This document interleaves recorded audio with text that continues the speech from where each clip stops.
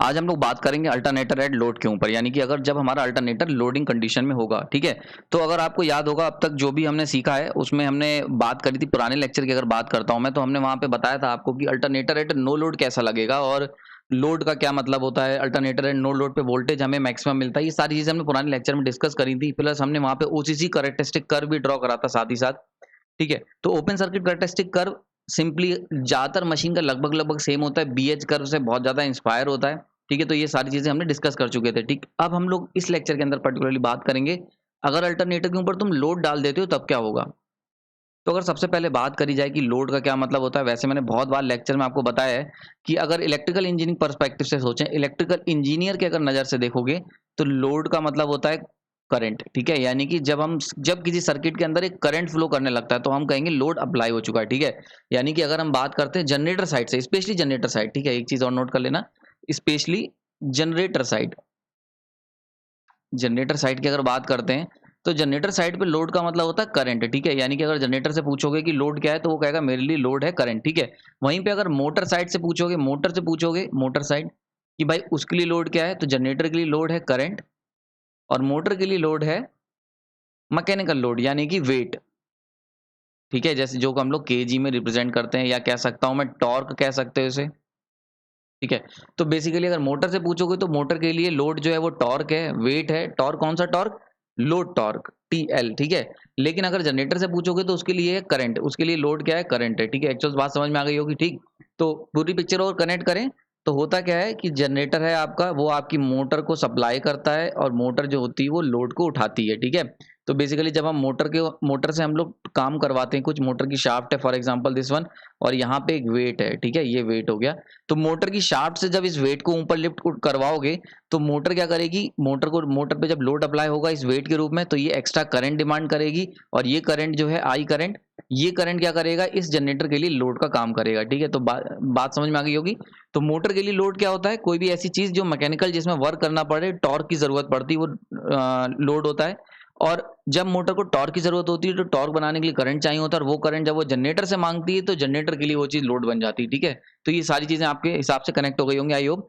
Okay, तो ये समझ में आ गई। तो अगर जैसे कि ट्रांसफार्मर है, कोई भी, अगर इसको और जनरलाइज करूं, तो अगर मैं बात करते हैं इलेक्ट्रिकल सोर्सेज की, यानी कि अगर इलेक्ट्रिकल पावर सोर्स, अगर इलेक्ट्रिकल पावर सोर्स है, तो वो इलेक्ट्रिकल पावर सोर्सेज जो हैं ये क्या कहलाएंगे, इनके लिए लोड जो होगा वो क्या होगा, करंट होगा। जैसे कि फॉर एग्जांपल आपने देखा होगा ट्रांसफार्मर की भी अगर बात करते हैं, तो ट्रांसफार्मर में भी अगर हमने लोड, यहाँ पे कुछ लोड कनेक्ट कर रखा है, रेजिस्टेंस, इंडक्टेंस, कैपेसिटेंस, कैसे भी करके, जिससे कि एक I2 करंट फ्लो कर जाए, तो ये क्या होगा, ये तुम्हारा जो I2 करंट है ये क्या करेगा, ये लोड करंट की तरह वर्क करेगा, लोड करंट की तरह। ये ऑलरेडी हमने पुराने लेक्चर्स में देखा हुआ है, ठीक है। तो कभी भी जब भी तुम इलेक्ट्रिकल सोर्सेज से डील करोगे, ठीक है, तो उनके लिए लोड क्या है, करंट है।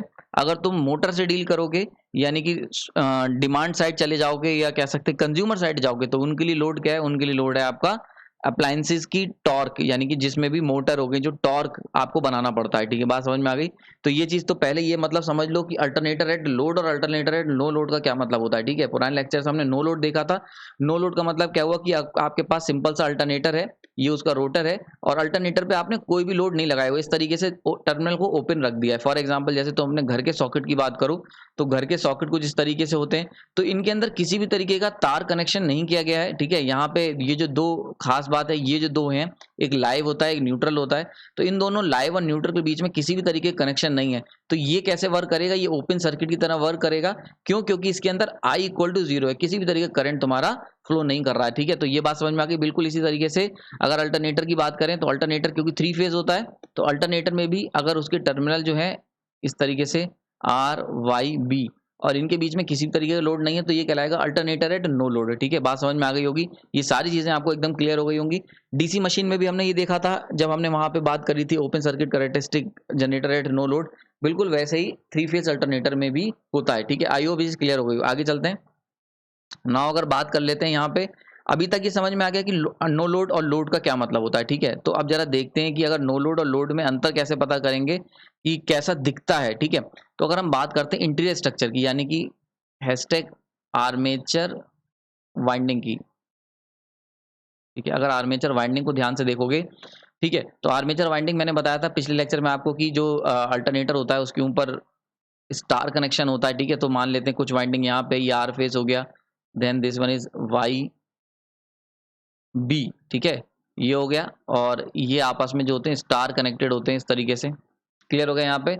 तो इसको मैं इसका स्टेटर जो सरकमफ्रेंस है यानी कि जो पेरीफेरी ये जो मैंने बनाई हुई है इस तरीके से, अगर इसको हटा दूं और केवल सर्किट बनाऊं तो कुछ इस तरीके से सर्किट बनेगा। This one is your R phase, this one is your Y phase, this one is your B phase and this one is your neutral, ठीक है। तो देखो यहाँ पे क्योंकि तुमने किसी भी तरीके का, देखो सारे तीनों टर्मिनल्स क्या है, ओपन सर्किट है, किसी भी तरीके का सर्किट कंप्लीट नहीं हो रहा है, तो आई आर कितना होगा भाई, आई आर इक्वल टू 0 होगा, ठीक है। आर फेज में करंट कितना फ्लो करेगा, 0, क्योंकि सर्किट क्लोज ही नहीं है। ऐसी वाई में भी, तो आई वाई भी कितना होगा, 0 होगा, ठीक है। और आई बी कितना होगा, आई बी भी कितना होगा तुम्हारा, 0 होगा। ओके, तो ये बात समझ में आ गई होगी। तो this one is your no alternator at no load, ठीक है। तो अल्टरनेटर एट नो लोड, यानी किसी भी तरीके की लोड नहीं है, यानी करंट 0 है। क्योंकि करंट 0 है, यहाँ ब्रैकेट में लिख दे रहा हूँ आई इक्वल टू 0। तो किसी भी तरीके का, क्योंकि करंट 0 है तो क्या होगा, ऐसे समय में अल्टरनेटर क्या कराएगा, नो लोड पे कराएगा।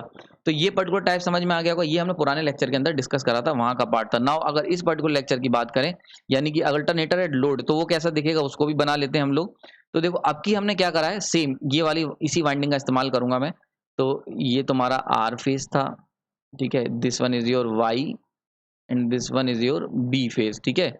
अब हमने क्या करा, ये है न्यूट्रल, तो एक हमने क्या करा, ये न्यूट्रल को मैं यहाँ निकाल लेता हूँ इस तरीके से, ठीक है। ये न्यूट्रल वायर हो गए एन, ओके।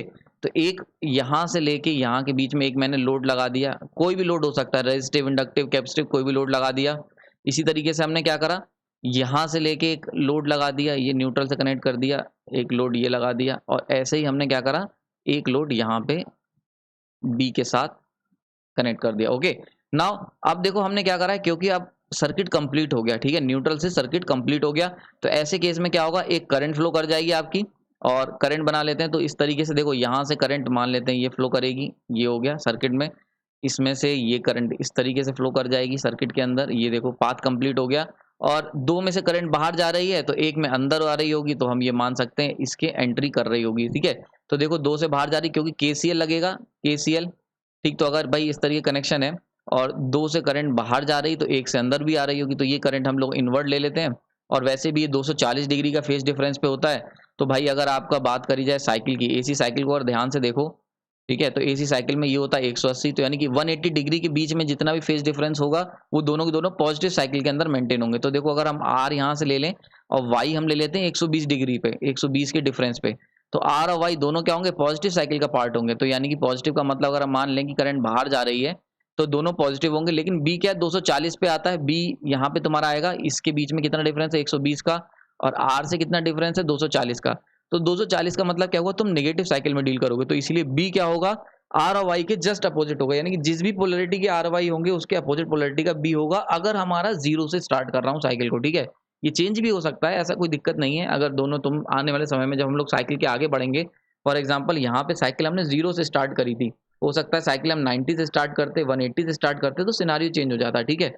तो इसी तरीके से बी लेकिन 240 डिग्री पे है, 240 का मतलब अपोजिट पोलरिटी टू आर, तो आर की अपोजिट पोलरिटी पे होगा, ये बात 100% है। तो देखो अपोजिट पोलरिटी क्या है, दोनों में बाहर जा रहा था, इसके अंदर करंट देखो बाहर जा रहा है, वाई में भी करंट बाहर जा रहा है, लेकिन बी में क्या करंट एंटर कर रहा है न्यूट्रल की तरफ, सेंटर की तरफ, ठीक है। तो ये हो गया तीन पोलरिटी। अब देखो जब इस तरीके का करंट होगा तो देखो इसके अंदर एक आई आर करंट फ्लो कर जाएगा, ये हम कह सकते हैं आई वाई हो गया, and this one is your I B. तो क्योंकि आई आर आई बी होगा, तो इस तरीके का जब भी सिस्टम बनेगा तो इसे हम कहेंगे अल्टरनेटर एट लोड, ठीक है। ये हमारा टॉपिक ऑफ डिस्कशन है, ठीक है, बात समझ में आ रही होगी। तो जब भी करंट फ्लो कर जाएगा, लोड करंट फ्लो कर जाएगा, तो इस तरीके से हम लोग कहेंगे, तो हम लोग बात करेंगे अल्टरनेटर एट लोड के ऊपर। क्लियर हो गया यहाँ पे। तो this one is your topic of concern है ये हमारा, और इस लेक्चर के अंदर हम इसको देखेंगे, एनालाइज करेंगे क्या असर होता है, इन सब चीज़ों के ऊपर डिस्कस करेंगे, ठीक है। क्योंकि देखो क्या होता है कि जब भी आप आपने डीसी जनरेटर मेरे साथ पढ़ा होगा, आर्मेचर रिएक्शन, ये सब चीज़ें मैंने बताई थी, जब तक लोड कनेक्ट नहीं होता है इन दैट केस, ठीक है, यानी कि जब तक लोड कनेक्ट नहीं होता है, यानी कि अगर मैं बात करता हूँ अल्टरनेटर एट नो लोड, इस केस में क्या होता है, एक खास बात होती है कि इसके अंदर जो वोल्टेज होता है, अगर फेज वोल्टेज की बात करें तो ई जो फेज वोल्टेज जो जनरेट हो रहा होगा वो इक्वल निकल के आ जाता है टर्मिनल फेज वोल्टेज, ठीक है, यानी कि टर्मिनल के फेज वोल्टेज के, ठीक है, बात समझ में आ गई। ये बात आप लोग ऑलरेडी जानते हैं, हमने डीसी जनरेटर में देखा था कि अगर भाई हमारे पास ये डीसी जनरेटर है तो यहाँ पे बनने वाला वोल्टेज ईजी था, और जो आउटपुट में मिल रहा था वो क्या था, VT था। लेकिन अगर ओपन सर्किट है तो EG इक्वल टू VT होता है। ये चीज़ ऑलरेडी हमने पुराने लेक्चर्स यानी डीसी मशीन के जनरेटर में सीखी थी। बहुत हेल्प करेगा डीसी जनरेटर, अगर आपने मशीन मेरी देख रखी है। डीसी जनरेटर अगर तुम्हें आता है तो अल्टरनेटर को सीखना बहुत आसान है, बहुत सारी चीज़ें सिमिलर होंगी और उनका इस्तेमाल मैं करूँगा यहाँ पे, ठीक है। तो ये चीज़ समझ में आ गई होगी। तो अगर अल्टरनेटर एट नो लोड पे था तो खास बात आपने पुराने लेक्चर में देखा था कि उसका जो फेज वोल्टेज था और जो टर्मिनल वोल्टेज वो सेम पोटेंशियल पे थे। रीजन क्या था, किसी भी तरीके की वोल्टेज ड्रॉप नहीं था, क्योंकि वोल्टेज ड्रॉप जो होता है, कभी भी वोल्टेज ड्रॉप होता है वो करंट की वजह से होता है, ठीक। वोल्टेज ड्रॉप हमेशा लोड करंट जब फ्लो होगा तभी होगा, ठीक है। तो इसीलिए इस सर्किट को एनालाइज करना वेरी इजी था, बहुत ईजी था। लेकिन जब आप लोड पे चले जाते हो, यानी कि जब हम करंट फ्लो करने लगता है, तब सर्किट का पूरा बिहेवियर बहुत ज़्यादा चेंज हो जाता है और उसको एनालाइज करना थोड़ा सा कॉम्प्लेक्स हो जाता है और बहुत सारी चीज़ें पिक्चर में आ जाती हैं। लॉसेज आ जाते हैं, लीकेज आ जाता है, रेजिस्टेंस आ जाता है, सब कुछ पिक्चर में आता है। लेकिन बहुत इंटरेस्टिंग है, आने वाले इस लेक्चर के अंदर हम पूरा इसके ऊपर चर्चा करेंगे, ठीक है। चलिए आगे चलते हैं। ओके, तो अब तक हमने देखा कि हमारा ट्रांसफार्मर जो है वो नो लोड से लोड पे चला गया है, ठीक। अब देखो ट्रांसफार्मर की अगर सॉरी अल्टरनेटर की, बाई मिस्टेक में ट्रांसफार्मर बोल गया। अल्टरनेटर हमारा नो लोड से लोड पे चला गया ना। अगर अल्टरनेटर को बात करी जाए, अल्टरनेटर का जो सर्किट होता है वो बेसिकली इस तरीके का ये हो गया। अंदर आर्मेचर वाइंडिंग है स्टेटर की, और this one is your R, this one is your Y, this one is your B, ठीक है। और ये कुछ इस तरीके का सिनारियो बना एंड यहाँ पे ये न्यूट्रल होता है, ठीक, इस तरीके का हो गया। नाउ अगर हम बात करते हैं थ्री फेज सिस्टम की, यानी कि अगर हम अल्टरनेटर को इस तरीके से एज्यूम करके चलेंगे, तीनों के तीनों फेज एक साथ लेके चलेंगे, तो ये काफी कॉम्प्लेक्स हो जाएगा, इसको एनालाइज करना काफी कॉम्प्लेक्स हो जाता है, ठीक है। तो इसीलिए हम लोग क्या करते हैं, हम लोग फेज स्टडी करते हैं, फेज सिस्टम की। फेज सिस्टम मतलब सिंगल फेज, एक फेज की एक बार में स्टडी करते हैं। आपको याद होगा जो फॉर्मूला मैंने निकाला था, ई फेज RMS याद है, इक्वल टू 4.44 FT5 kW, ये निकल के आया था। तो यहाँ पे भी देखो हमने ई फेज निकाला था, यानी कि एक पर्टिकुलर फेज की स्टडी करी थी। वोल्टेज EMF जो इंड्यूस निकाला था वो पर फेज निकाला था, ठीक है। और जब हम लोग पर फेज निकाल लेंगे तो उसे लाइन में कन्वर्ट करना बहुत ईजी हो जाएगा। तो इसीलिए मैं क्या करूंगा, इस सर्किट को अगर हम तीनों को लेके चलेंगे तो बहुत कॉम्प्लेक्स हो रहा है, तो इसको थोड़ा सा सिंप्लीफाई कर लेते हैं। और सिंप्लीफाई कैसे करेंगे देखते हैं हम लोग। तो इसको मैं क्या करता हूँ, हैशटैग सिंप्लीफाई, सिंप्लीफाई, ठीक है। इसको सिंप्लीफाई करेंगे। आप सिंप्लीफाई कैसे कर सकते हैं, हम ये मान के चलेंगे कि केवल एक फेज, यानी क्या करेंगे, कंसीडर कंसीडर सिंगल फेज, यानी कि एक फेज कोई भी कंसीडर करूंगा। मैं अपनी सिंप्लिसिटी के लिए आर फेज कंसीडर करूंगा, क्योंकि जो आर के साथ होगा वो 120 डिग्री के बाद वाई के साथ होगा और उसके 120 डिग्री के बाद बी के साथ होगा, यानी कि होगा लेकिन सबके साथ ही। तो इसीलिए केवल एक का अगर पता चल गया भाई, अगर तुम्हें ये पता चल गया 3 लोग हैं, ठीक है, और तीनों लोग जो हैं वो 1-1 किलोमीटर की डिफरेंस से दौड़ रहे हैं, तो अगर कहीं पे एक टी स्टॉल आती है, ठीक है, बात समझो, ये बिल्कुल ऐसा ही है कि 3 लोग हैं, ए बी और सी, ठीक है। ये 3 लोग हैं और तीनों के तीनों क्या कर रहे हैं, मान लेते हैं ये तीनों के तीनों 1-1 किलोमीटर 1 किलोमीटर 1 किलोमीटर की डिफरेंस से पीछे चल रहे हैं, ठीक है। तो अगर मान लेते हैं ए को एक टी स्टॉल मिलती है, ठीक है, एक टी स्टॉल आती है, एक टी स्टॉल, अगर ए के सामने एक टी स्टॉल आती है तो 100% वही टी स्टॉल 1 किलोमीटर के बाद बी के पास आएगी और वही टी स्टॉल 1 किलोमीटर के बाद सी के पास आएगी, जब वो लोग दौड़ के आ जाएंगे। तो ये तीनों लोग अगर रेस में दौड़ रहे हैं इस तरफ से, ठीक है, क्लियर हो गया।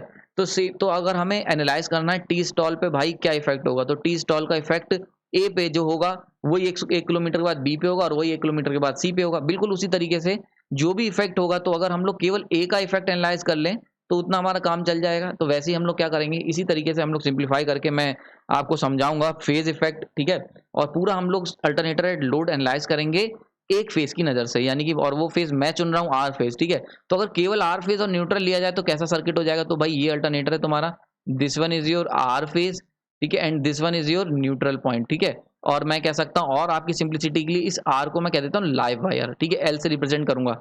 देखो बुक्स में अलग अलग तरीके समझाया हुआ है, ठीक है। अगर आप मेरे लेक्चर को फॉलो कर रहे हो तो मैं एक अलग कन्वेंशन फॉलो करता हूँ, ठीक है। तो इसमें आपको बहुत ज़्यादा दिक्कत नहीं आएगी समझना, लेकिन बहुत ईजी हो जाएगा। मैं बिल्कुल प्रैक्टिकल तरीके से तुम्हें समझाने की कोशिश करूंगा, ठीक है। तो आप मेरा कन्वेंशन भी फॉलो कर सकते हो। तो हमने क्या करा, क्योंकि ये आर फेज है, एक ही फेज लेके चल रहा है, तो ये मान के चलो जैसे तुम्हारे घर में होता है, एक लाइव वायर होगा, एक न्यूट्रल होगा, और सिंगल फेज की बात करते हैं तो वही सर्किट मैंने बनाया है। तो this one is your live wire, this one is your neutral wire, ठीक है, क्लियर हो गया। और इनके बीच में जो बनने वाला वोल्टेज है वो कितना होगा, ई फेज होगा इनके बीच में जो वोल्टेज जनरेट होगा। और जो इन दोनों यानी कि एक लाइव और न्यूट्रल के बीच में जो हमें वोल्टेज मिलेगा, टर्मिनल वोल्टेज मिलेगा, वो क्या होगा, वो होगा वी फेज टर्मिनल, ठीक है, वी फेज टर्मिनल होगा, ठीक। बात समझ में आ गई। नाउ और थोड़ा सा सिंप्लीफाई करते हैं। अब ये जो ई फेज है, ई फेज, भाई अगर हर बार कहीं पे ई फेज लिखोगे, मान लो छोटा सा डायग्राम है तो ई फेज बहुत बड़ा नहीं लिख सकते, इसको और सिंप्लीफाई करते हैं, इसको मैं रिप्रेजेंट करूंगा ई पी, ठीक है। पी का मतलब फेज वैल्यू की बात हो रही है आरएमएस में, ठीक है। वैसे ही वी फेज टर्मिनल, सोचो कितना लंबा यहाँ पे नीचे वाला जो टर्म है, इसमें गलती होने चांसेस, तो इसको मैं कैसे रिप्रेजेंट करूंगा, वी पी टी। क्लियर हो गया यहाँ पे। आप अगर कभी भी एग्जाम दे रहे हैं या रिटन एग्जाम जब भी तुम दोगे, चाहे ईएस का दो चाहे बीटेक का दो, तो वहां पे ये बात समझाना जरूरी है। जब भी आप कोई भी ऐसा शॉर्टकट या शॉर्ट टर्म यूज करते हैं तो उसके बारे में बताना बहुत जरूरी है। मैं अपने स्टूडेंट को हर बार ये बताता हूँ, आपको भी ये चीज याद रखनी चाहिए कि जब भी आप किसी एग्जाम में कोई भी चीज कन्वेंशन फॉलो कर रहे हो, कोई चीज ले रहे हो, एज्यूम कर रहे हो, एक साइन दे रहे हो किसी को, ठीक है। यानी कि फॉर एग्जाम्पल अगर मैं कहता हूँ कि तुम्हारा नाम एक्स है, तो एक्स जो तुम्हारा ओरिजिनल नाम है वो हम डालेंगे उसके सामने, ठीक है। तो ई फेज क्या है इसका मतलब बताना जरूरी है। जैसे तुमने कहीं पे ईपी लिख दिया, लिखने में कोई दिक्कत नहीं, पर ईपी क्या है इसको आप जरूर बताएंगे। इसको आप लिख सकते हैं where as EP is equal to, यहाँ पे जैसे लिख दिया where EP equal to phase RMS, phase induce voltage in RMS, ठीक है। ऐसे ही यहाँ पे लिख दिया terminal voltage, phase terminal voltage in RMS value, ठीक है। तो इस तरीके से समझाना जरूरी है। क्लियर हो गया होगा यहाँ पे, इसमें कोई डाउट नहीं होना चाहिए, ठीक। अब यानी कि अब जो आने वाला सर्किट है उसमें मैं ये पर्टिकुलर पार्ट यूज करूंगा आने वाले इस पर्टिकुलर लेक्चर के अंदर, और इस तरीके से हम लोग एक फेज की स्टडी करेंगे और उसी का इफेक्ट हम मान लेंगे कि सारे फेज पे वैसा ही हो रहा होगा, ठीक है। आगे चलते हैं। नाउ अगर हमने यहां तक समझ में आ गया, नाउ अगर अब बात कर लेते हैं फिर से एक बार alternator, alternator at no load. अगर एक बार अल्टरनेटर एट नो लोड को जरा एक बार देख लेते हैं फिर से, नो लोड, ठीक है। तो यहाँ पे देखो अल्टरनेटर ये बना दिया, सिंगल फेज का मतलब क्या हुआ, ये this one is your line live wire, this one is your neutral wire, ठीक है। एक सिंगल फेज की बात कर रहे हैं, तो यहाँ पे जो वोल्टेज इंड्यूस होगा ईपी होगा, ठीक है। और यहाँ पे मिलने वाला वोल्टेज कितना होगा, वीपीटी होगा, ठीक है। फेज वोल्टेज टर्मिनल पे, ठीक है, वीपीटी होगा। अब क्योंकि नो लोड है तो किसी भी तरीके की वोल्टेज ड्रॉप नहीं होगा, तो ईपी इक्वल टू वीपीटी, ये बात समझ में आ गई, ठीक है। इसको आप नोट कर लें। तो there is a no voltage drop, यानी कि जितना वोल्टेज जनरेट होगा उतना पूरा का पूरा वोल्टेज तुम्हें टर्मिनल पे मिल रहा होगा, क्योंकि अभी क्या है, बिकॉज, क्योंकि रीजन क्या है, because I load equal to zero, किसी भी तरीके का लोड करंट नहीं फ्लो कर रहा है सिस्टम के अंदर, इसीलिए सारा का सारा वोल्टेज जो होगा, जो बन रहा होगा, वो पूरा का पूरा वोल्टेज जो होगा वो आपका टर्मिनल पे मिल रहा होगा, ठीक है। नाउ आगे चलते हैं। अगर यहां तक की बात हो गई कि जब कोई वोल्टेज ड्रॉप नहीं हो रहा है तब, लेकिन नेक्स्ट केस देखते हैं, जो हमारा पॉइंट ऑफ स्टडी है, केस ऑफ स्टडी है, वो क्या है, alternator at hashtag alternator, alternator at load, यानी कि अगर लोड पे है तब क्या होगा, ठीक है। तो ये हमारा पॉइंट ऑफ कॉन्टैक्ट, इसको समझते हैं। तो देखो सबसे पहले अगर हम बात करते हैं सिंगल फेज की, यानी कि यही जो हमने सर्किट लिया है, तो ये हमारा अल्टरनेटर है, this one is your live wire, this one is your neutral wire. Now अब की हमने क्या करा है इनके बीच के अंदर, यानी कि अब जो खास बात है, यानी कि जो सबसे बड़ा चेंज हम करने जा रहे हैं, हम क्या करेंगे, हम लोग यहाँ पे लगाएंगे एक load, this one is a load. अब लोड तुम्हारा रेजिस्टिव भी हो सकता है, लोड तुम्हारा इंडक्टिव भी हो सकता है, लोड तुम्हारा कैपेसिटिव भी हो सकता है आरएलओ, हो सकता है आरसीओ, हो सकता है आरएलसीओ। बात समझ में आ रही। तो ये तीनों चारों केसेस जितने भी मैंने बताई, सारी सारी पॉसिबिलिटी हो सकती है। इसको हम लोग एक एक करके आने वाले लेक्चर्स में एनालाइज करेंगे। बहुत इंपॉर्टेंट लेक्चर्स हो रहे हैं। यहाँ पे किसी भी तरीके का कंफ्यूजन है तो आप कमेंट सेक्शन बता सकते हो, लेकिन यहाँ से सीरीज बहुत इंपॉर्टेंट हो जाती है अल्टरनेटर की, और कॉम्प्लेक्सिटी बहुत बढ़ जाती है। तो इसीलिए एक एक लेक्चर बहुत ध्यान से देखते रहिए और समझते रहिए, ठीक। तो देखो जैसे ही तुमने ये लोड लगाया, लोड लगाने से क्या होगा, सीधी सी बात है, एक करंट फ्लो कर जाए, क्योंकि अब सर्किट कंप्लीट है। तो यहाँ पे क्या होगा, एक करंट फ्लो करेगा और हम उसको नाम दे देते हैं आई लोड करंट, ठीक है, आई एल का नाम दे दिया। नाउ इस लोड करंट की जो खास बात होती है उसको समझते हैं, ठीक। ये हो गया तुम्हारा लोड करंट, ठीक। अब देखो क्या होगा, यहाँ पे मिलने वाला जो इंड्यूस होने वाला वोल्टेज कितना था, ई फेज था, ठीक है। और यहाँ पे जो वोल्टेज तुम्हें मिलेगा इस पर्टिकुलर क्रॉस, वो कितना मिलेगा, वी फेज टर्मिनल, यानी टर्मिनल का फेज वोल्टेज। क्लियर हो गया यहाँ पे। अब जब ये करंट फ्लो करता है आई एल, ठीक है, तो लोड करंट, यानी कि जब भी लोड करंट फ्लो करेगा, लोड करंट, तो उससे क्या होगा, तीन चीजें पिक्चर में आएंगी लोड करंट के कारण, सही है। सबसे पहली चीज आ जाती है आई ए आर ए, यानी कि कुछ वोल्टेज ड्रॉप होगा रेजिस्टेंस के कारण। यानी कि देखो ये जो वायर है, आपने क्या करा है, इसके अंदर अल्टरनेटर के अंदर जो आर्मेचर वाइंडिंग होती है, आर्मेचर वाइंडिंग, जब आर्मेचर वाइंडिंग हम लोग करते हैं डीसी मशीन, बिल्कुल डीसी मशीन का कॉन्सेप्ट यहाँ लगेगा। तो डीसी मशीन में जैसे हमने आर्मेचर वाइंडिंग करी थी, तो वहां पे क्या था, आपको याद होगा, कॉपर लॉसेस हो रहे थे, कॉपर लॉसेस, ठीक है। और उन कॉपर लॉसेस को हम लोग किससे रिप्रेजेंट करते थे, आई ए आर ए से। सेम यहाँ पे इसी तरीके से यहाँ पे भी हमने आर्मेचर वाइंडिंग की हुई है, इसके ऊपर पूरे स्टेटर के ऊपर इस तरीके से आर्मेचर वाइंडिंग, तो इनके कॉपर लॉसेस होंगे आई ए आर ए, ठीक है, सिंगल फेज के, यानी कि अगर एक फेज की बात कर रहा हूँ केवल, ठीक। बात समझ में आ गई। नेक्स्ट दूसरी चीज जो डीसी मशीन में नहीं होती थी लेकिन ट्रांसफार्मर में आपने पढ़ी थी, वो था दूसरा वोल्टेज ड्रॉप, वो था IAXL, यानी कि लीकेज का। लीकेज आपने याद होगा, मैंने बताया था ट्रांसफार्मर के अंदर कि भाई अगर मान लेते हैं 2 कॉइल हैं, ठीक है, तो फ्लक्स अगर हम बात करें इन दोनों कॉइल के अंदर, हल्का सा रिवाइज करा देता हूं। तो अगर मान लेते हैं इसका फ्लक्स बन रहा है ये कुछ इस तरीके से बनेगा, इसी तरीके से सेकेंडरी कॉइल का फ्लक्स ये बनेगा इस तरीके से सर्टेन, ठीक।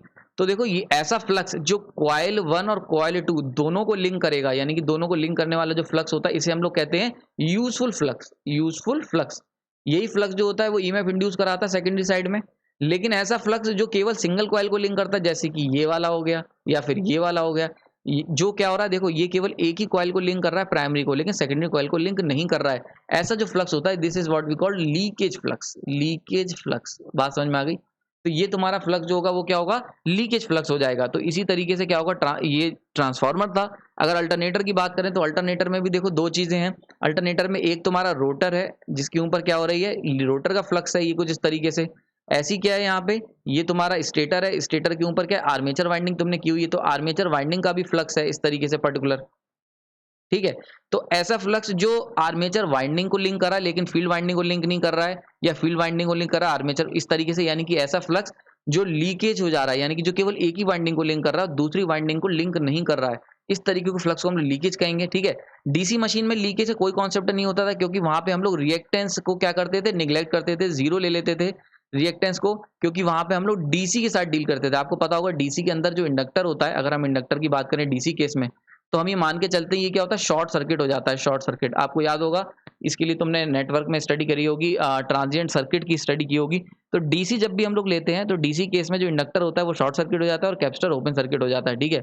लेकिन क्योंकि यहाँ पे एसी है, इसीलिए डीसी मशीन के मुकाबले इसके अंदर एक एक्स्ट्रा इफेक्ट आ जाएगा, वो आएगा IAXL, यानी कि लीकेज का इफेक्ट इन्वॉल्व हो जाएगा, ठीक है। नेक्स्ट जो तीसरा इफेक्ट होगा बड़ा इंपॉर्टेंट, वो होता है आर्मेचर रिएक्शन।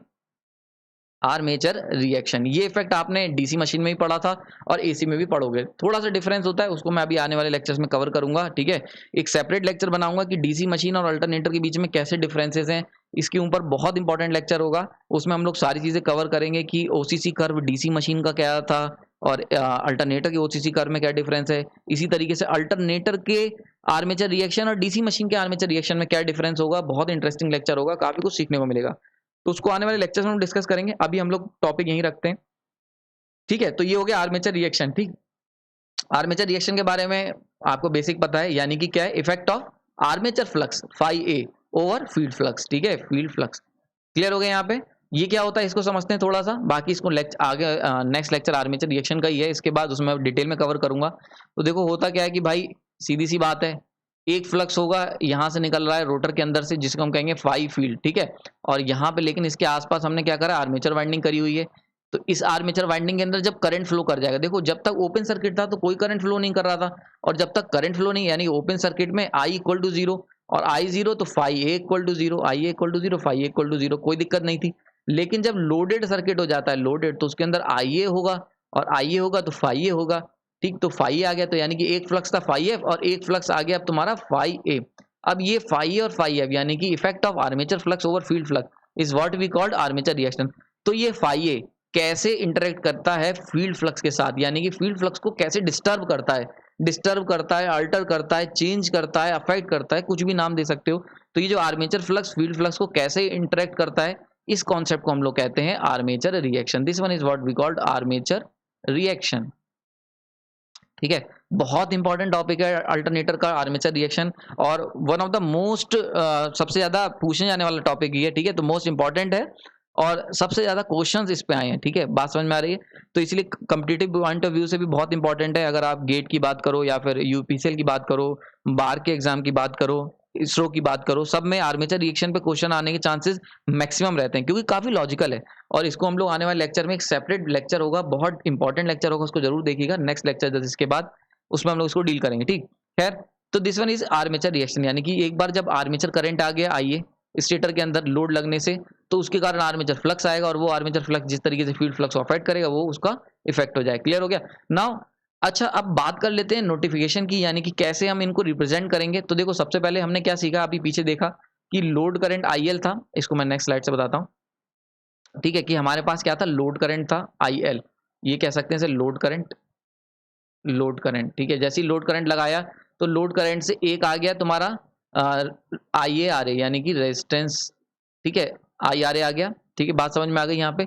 अच्छा, इस लोड करंट को, क्योंकि ये लोड करंट जब लोड मांगेगा तो ये क्या करेगा, अल्टरनेटर से ही मांगेगा, तो इसको मैं यहाँ पे रिप्रेजेंट कर देता हूँ, आई ए से कर देता हूँ, थोड़ा सा आप लोग के लिए ईजी हो जाएगा, क्योंकि आर्मेचर वाइंडिंग की बात हो रही है। आर्मेचर वाइंडिंग के अंदर लोड करंट फ्लो करेगा, आर्मेचर वाइंडिंग।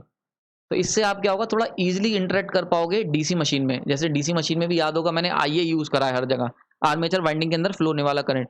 तो वैसे ही आईए मैं हर जगह यूज करूंगा अल्टरनेटर में, क्योंकि अल्टरनेटर में भी load current armature winding flow कर रहा है, तो इसलिए आईए रिप्रेजेंट कर रहे हैं। यहाँ पे आईए का क्या मतलब है, लोड करंट भी कह सकते हो और कह सकते हो आर्मेचर करंट, ठीक है, आर्मेचर करंट यानी कि आर्मेचर वाइंडिंग के अंदर फ्लो होने वाला करंट।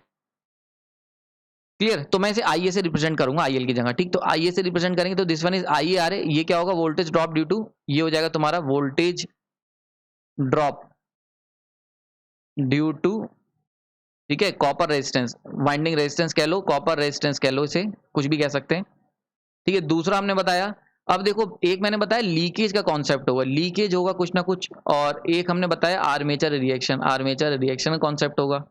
अब देखो अगर हम बात करते हैं लीकेज का, तो लीकेज को मैंने याद होगा ट्रांसफार्मर बताया था एक्सएल से रिप्रेजेंट करते हैं। एक बात बहुत इंपॉर्टेंट है, मैं हमेशा से बताता आ रहा हूं, जब भी आप कहीं पे हीटिंग को रिप्रेजेंट करते हो, हीटिंग को, तो आपको रिप्रेजेंट करते हो किससे, रेजिस्टेंस से। कहीं पे अगर आप फ्लक्स को रिप्रेजेंट करते हो, फ्लक्स को, ठीक है, तो उसको रिप्रेजेंट करा जाता है रिएक्टेंस से, और कहीं पे इंडक्टिव रिएक्टेंस है, ठीक है, और कहीं पे अगर इलेक्ट्रिक फील्ड को रिप्रेजेंट करा जाता है तो वहां पे कैपेसिटिव रिएक्टेंस एक्ससी से उसे रिप्रेजेंट करते हैं। तो यहाँ पे लीकेज जो होगा, लीकेज किसका हो रहा है, लीकेज फ्लक्स का हो रहा है, तो लीकेज फ्लक्स को हम लोग किससे रिप्रेजेंट करेंगे, एक्स एल से रिप्रेजेंट करेंगे, और इसके कारण जो वोल्टेज में ड्रॉप आ जाएगा, क्योंकि क्या हो रहा है, सारा फ्लक्स यूजफुल तो है नहीं, कुछ फ्लक्स लीक हो जा रहा है, यानी कि जो फील्ड फ्लक्स आ रहा है वो कुछ फ्लक्स लीक भी हो जा रहा है, तो ये जो लीक हो रहा है, ये इसकी वजह से जो भी तो वोल्टेज ड्रॉप होगा, तो ये जो ड्रॉप होगा इसको हम रिप्रेजेंट करेंगे आई ए एक्सएल से, ठीक है, लीकेज हो गया।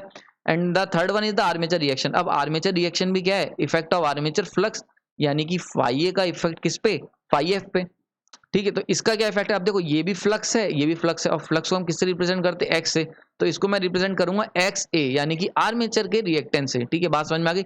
ये एक मतलब देखो ये सारी चीजें क्या है, ये कह सकते हैं कि वर्चुअल तरीके से हम इनको रिप्रेजेंट कर रहे हैं, क्योंकि हम लोग इलेक्ट्रिकल क्वांटिटीज के साथ डील कर रहे हैं, तो इसीलिए हम लोग इन्हें इलेक्ट्रिकल एलिमेंट्स में रिप्रेजेंट कर रहे हैं। तो फ्लक्स को एक्सएल से, और आर्मेचर रिएक्शन भी एक फ्लक्स का ही पार्ट है, तो इसीलिए हम इसे भी आर्मेचर रिएक्टेंस से इस तरीके से यहाँ पे दिखा देंगे, एक्स ए हो गया, ठीक है। तो और जो वोल्टेज ड्रॉप होगा आर्मेचर रिएक्शन कारण, this one is the I A x A, clear हो गया यहाँ पे।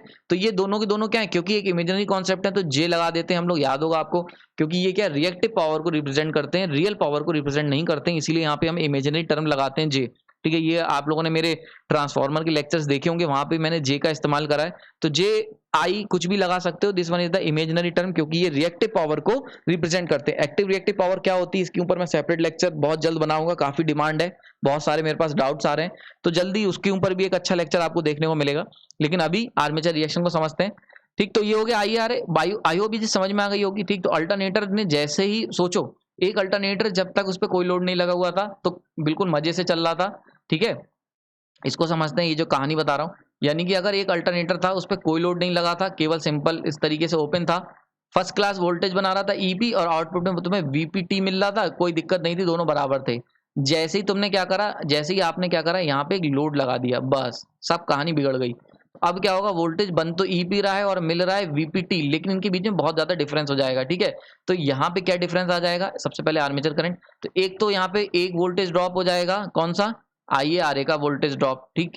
एक वोल्टेज ड्रॉप हो जाएगा आई ए एक्स एल लीकेज की वजह से, और एक वोल्टेज ड्रॉप हो जाएगा तुम्हारा आर्मेचर रिएक्शन के, यानी कि आई ए एक्स ए, बात समझ में आ रही। तो इस तरीके से क्या हुआ, तीन तरीके के वोल्टेज ड्रॉप हो गए। तो जब तीन तरीके की वोल्टेज ड्रॉप होंगे, दिस वन याद रखना, ये सब क्या है, voltage drop, voltage drop due to winding resistance, winding resistance, ठीक है। पेन दूसरा ले लेते हैं, थोड़ा सा कंफ्यूजन नहीं होगा और अच्छा लगेगा आप लोगों को अलग अलग पेन से, ठीक है। This one is the V drop due to leakage reactance, leakage, leakage कारण, ठीक है, लीकेज फ्लक्स, लीकेज फ्लक्स कारण, और ये क्या है, V drop due to armature reaction, armature reaction. बात समझ में आ रही है? तो देखो आई होप समझ में आ गया होगा। तो जब तक ये वाला पर्टिकुलर पार्ट गया, जब तक आप नो लोड पे थे, नो लोड, तो उस समय देखो किसी भी तरीके कोई भी वोल्टेज ड्रॉप नहीं था। जैसे ही तुमने लोड करा, लोड का मतलब क्या हुआ, आई ए फ्लो हो गया। जैसे ही आई ए हुआ तो उससे क्या हुआ, इस तरीके के वोल्टेज ड्रॉप, 3 तरीके की वोल्टेज ड्रॉप तुम्हारे पिक्चर में आ गए। नाउ ये बात क्लियर हो गई। तो अब इनकी मैथमेटिकल इक्वेशन एक बार एनालाइज करते हैं जरा। अगर हम मैथमेटिक्स की बात कर लेते हैं तो देखो, अगर हम बात करें एट नो लोड, तो भाई उसके अंदर नो लोड की कंडीशन की अगर बात करते हैं तो ई फेज इक्वल टू था वीपीटी, यानी कि टर्मिनल वोल्टेज। ठीक है, बात समझ में आ गई। इसको हम, या फिर हम इसको ऐसे भी कह सकते हैं कि जो फेज टर्मिनल पे जो वोल्टेज मिलेगा वो इक्वल होगा जितना जनरेट हो रहा था। ठीक है, लेकिन एट लोड, अगर लोड की बात कर लेते हैं भाई, तो वहां पे जो टर्मिनल पे जो वोल्टेज मिलेगा वो इक्वल होगा फेज वोल्टेज के minus voltage drop, V drop due to loading effect, V drop due to loading. ठीक है, V drop due to loading, उसको माइनस कर दो, जितना बन रहा है टोटल, जितना बन रहा था उसमें से माइनस कर दो। अब भाई यहाँ पे कौन कौन से आ जाएंगे, तो इसको हम और लिख सकते हैं वीपीटी इक्वल टू जितना वोल्टेज जनरेट हुआ माइनस, अब वोल्टेज ड्रॉप कौन से होते हैं, V drop due to winding resistance, winding के रेजिस्टेंस के कारण कुछ वोल्टेज ड्रॉप होगा, minus V drop due to leakage के कारण। ठीक है, minus V drop due to armature reaction. Clear हो रहा है? ठीक है, बहुत डिटेल बता रहा हूं, ये इससे ज्यादा डिटेल आपको किसी बुक में नहीं मिलेगा, डायरेक्ट वहां पे एक्सप्रेशन लिखा होता है। ठीक है, अब देखो ये क्या हो जाएगा, this one is your EP minus this one is the resistance current voltage drop, तो आईए रेजिस्टेंस के अंदर फ्लो होने वाला करंट आर्मेचर वाइंडिंग का into RA, minus this one is the leakage current, तो जे आई ए एक्स एल, ये क्या हो जाएगा, minus J I A, and this one is the armature reaction को हमने किससे रिप्रेजेंट करा था, एक्स ए से रिप्रेजेंट करा था। आई होप समझ में आ गया कि this one is the VPT. तो अब देखो, यानी पुराने केस से अगर कंपेयर करो, सोचो इतना जितना वोल्टेज बन रहा था फेज वोल्टेज उतना ही तुम्हें टर्मिनल में मिल रहा था, लेकिन अगर हम बात करते हैं लोड पे, तो लोड पे जो जितना वोल्टेज बनेगा, टोटल जो बनेगा माइनस कर लो इतने तीनों वोल्टेज को, this will equal to the terminal voltage, यानी टर्मिनल पे जो वोल्टेज मिलेगा वो इन तीनों को माइनस करके मिलेगा। आई होप ये समझ में आ गई होगी। This one is very important equation, ये बहुत इंपॉर्टेंट इक्वेशन है। इसको और थोड़ा सिंप्लीफाई करते हैं, यानी कि थोड़ा सा और इसको इजी बनाते हैं। तो यहां तक अगर हम बात करें तो VPT equal to EP minus का आई ए आर ए, अब आइए सारा एक साथ ले लेते हैं, तो R A plus J X L plus J X A. Clear हो गया यहाँ पे। नाउ एक्सएल और एक्स ए, यानी कि ये क्या लीकेज फ्लक्स है, ये आर्मेचर फ्लक्स है, तो इसको हम लोग लिख देते हैं एक्स एस से। This one is your synchronous reactance. ठीक है, this one is the synchronous reactance, बहुत इंपॉर्टेंट वर्ड है, याद रखना, बड़े इंपॉर्टेंट है, डायरेक्टली क्वेश्चन आता है। तो अब इक्वेशन क्या हो जाएगी, वीपीटी यानी टर्मिनल बोलने वाला phase voltage equal to generate होने वाला फेज वोल्टेज माइनस का आईए इनटू आर्मेचर का रेजिस्टेंस, आर्मेचर वाइंडिंग का, plus synchronous reactance of synchronous machine, यानी कि अल्टरनेटर का सिंक्रोनस रिएक्टेंस जे एक्सएस। ठीक है, और आप जानते हो आर प्लस जे एक्सएस ये क्या होता है, इंपेडेंस होता है। This one is the Z S, इसको मैं रिप्रेजेंट करूंगा जेड एस, ये क्या है, सिंक्रोनस इंपेडेंस। ठीक है, सिंक्रोनस इंपेडेंस। नाउ अब क्या हो जाएगी equation, VPT equal to total voltage जितना बनेगा माइनस कर लो आई ए आर ए, यानी कि आई ए इंटू जेड एस, ये क्या हो गया, सिंक्रोनस इंपेडेंस। ओके, बात समझ में आ गई। तो अब जितना वोल्टेज तुम बनाओगे और टर्मिनल तक जितना पहुंचेगा, देखो लोड पे जितना वोल्टेज मिल रहा है वही टर्मिनल वोल्टेज होता है। तो तुम्हें दो सॉकेट के जो अल्टरनेटर के जो दो तार निकले होंगे, अगर हम बात करें, यानी कि अगर हमारे पास, इसका क्या मतलब हुआ, इसको समझते हैं। इस इक्वेशन को नोट कर लेना, very important equation, double star mark कर लेना, बहुत इंपॉर्टेंट है, और एग्जाम के पॉइंट ऑफ व्यू से भी इस पे बहुत अच्छे क्वेश्चन बनते हैं। ओके, तो इसका क्या मतलब निकल गया है, यानी कि अगर हमारे पास अल्टरनेटर, इसका सिग्निफिकेंस समझते हैं। ठीक है, इस तरीके से, और this one is your live wire, this one is your neutral wire. ठीक है, तो अगर हमने लाइव और न्यूट्रल के बीच में एक लोड लगा दिया, ठीक है, तो अब इस लोड के अक्रॉस जो तुम्हें वोल्टेज मिलेगा वो कितना मिलेगा, तो भाई यहाँ पे जो बनने वाला वोल्टेज है ईपी, और यहाँ पे मिलने वाला जो वीपीटी है, इनके बीच का जो वोल्टेज ड्रॉप होगा, यहाँ से यहाँ तक जब वोल्टेज पहुंचेगा, यानी कि जितना बन रहा है और जितना मिल रहा है, यहाँ तक जब वोल्टेज पहुंचेगा तो रास्ते में एक ड्रॉप हो जाएगा, और वो कितना हो जाएगा, आई ए जेड एस। क्लियर हो गया। तो ये वोल्टेज ड्रॉप हो जाएगा सिंक्रोनस इंपेडेंस के फॉर्म में। ठीक है, तो वोल्टेज ड्रॉप ड्यू टू, ये क्या हो जाएगा, this one is the V drop due to synchronous impedance.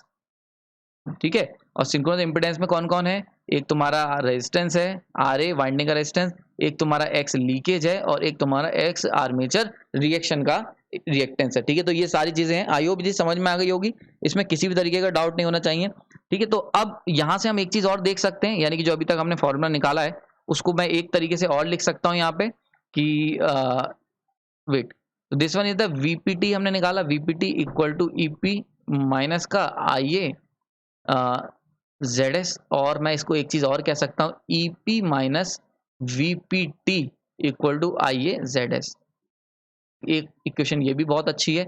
इसका क्या मतलब हुआ कि हम कह सकते हैं this one is the no load voltage. No load voltage याद होगा तुम्हें, मैंने बताया था जब अल्टरनेटर लोड पे नहीं होगा तो EP इक्वल टू VPT हुआ करता था। ठीक है, तो नो लोड वोल्टेज हो गया जब वोल्टेज जीरो होगा, तो सॉरी नो लोड कोई भी लोड कनेक्ट नहीं होगा, माइनस ये क्या हो गया terminal voltage minus terminal voltage, यानी कि no load voltage minus terminal voltage equal to आ जाएगा तुम्हारा IA ZS। क्लियर हो गया यहाँ पे? तो this one is your very important equation. इसका इस्तेमाल हम लोग आगे कहाँ करेंगे? वोल्टेज रेगुलेशन में। वोल्टेज रेगुलेशन को निकालने में बहुत इंपॉर्टेंट रोल आएगा इस इक्वेशन का, ध्यान रखना। याद होगा वोल्टेज रेगुलेशन, आपने मेरा लेक्चर देखा होगा, वोल्टेज रेगुलेशन मैंने DC जब मशीन में बनाया हुआ है। AC में वोल्टेज रेगुलेशन एक इंटरेस्टिंग लेक्चर होगा, आने वाले समय में हम उसको देखेंगे। तो अभी तक ये समझ लो कि वोल्टेज यानी कि जब तुमने लोड नहीं लगाया है तब उतना वोल्टेज, और जब लोड लगा दिया है तब मिलने वाला टर्मिनल वोल्टेज, इनके बीच का जो डिफरेंस होगा वो किस पे डिपेंड करेगा? लोड करंट कितनी है आर्मेचर की और उसका रिएक्टेंस इंपेडेंस कितना है आर्मेचर का। ठीक है, बात समझ में आ गई? तो दिस वन इज यानी क्या मतलब? वो लोड करंट पे डिपेंड करेगा, लोड करंट कितनी है, और अल्टरनेटर का अल्टरनेटर्स इंपेडेंस, अल्टरनेटर के इंपेडेंस पे डिपेंड करेगा। बात समझ में आ गई होगी, इसमें कोई डाउट नहीं होना चाहिए।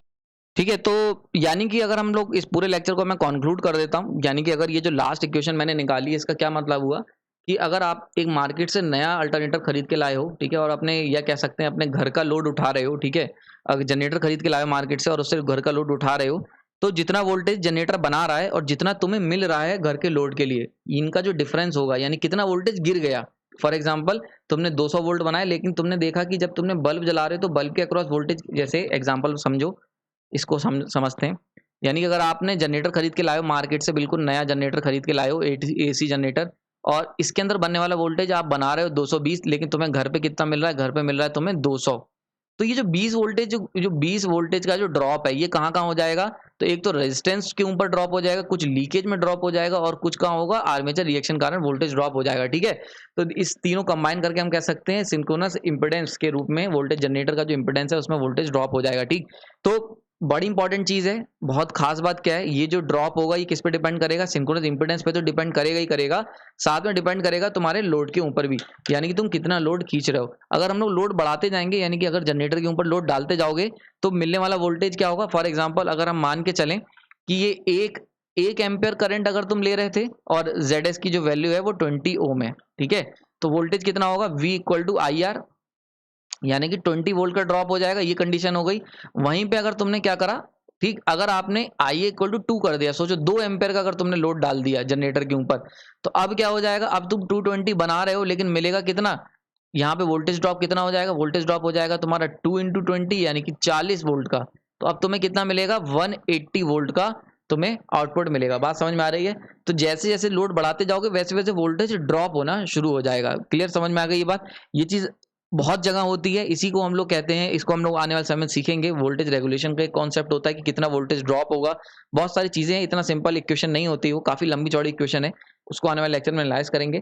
लेकिन खास बात क्या है कि जितना वोल्टेज तुम बना रहे हो और जितना मिल रहा है, ये किस पे डिपेंड करेगा? कितना तुमने लोड लगाया हुआ है और क्या इंपेडेंस है तुम्हारे जनरेटर का। तो इसीलिए इंपेडेंस हम ये मान के चलते हैं कम से कम होना चाहिए, यानी कि हमारी जो कोशिश रहती है वो क्या होती है कि रेजिस्टेंस कम से कम हो, लीकेज कम से कम हो, और आर्मेचर रिएक्शन का इफेक्ट जो है वो कम से कम हो। ठीक है, इन सब चीजों को हम लोग सेपरेटली एनालाइज करेंगे आने वाले लेक्चर में। ठीक, अगर आपके मन में कोई भी डाउट है तो आप मुझसे पर्सनल क्वेश्चन कर सकते हैं, कमेंट सेक्शन में आप मुझे टाइप कर सकते हैं और बता सकते हैं। कोई टॉपिक नहीं समझ में आए वो भी बता सकते हैं। ठीक है, और जो भी आपके मन में डाउट है वो आप शेयर करें, आपके जो व्यूज हैं इस लेक्चर को लेके वो भी शेयर करें।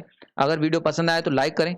आपने अपना कीमती समय दिया उसके लिए धन्यवाद। नेक्स्ट लेक्चर में हम लोग बात करेंगे आर्मेचर रिएक्शन के ऊपर, बहुत इंपॉर्टेंट लेक्चर है, जुड़े रहिएगा।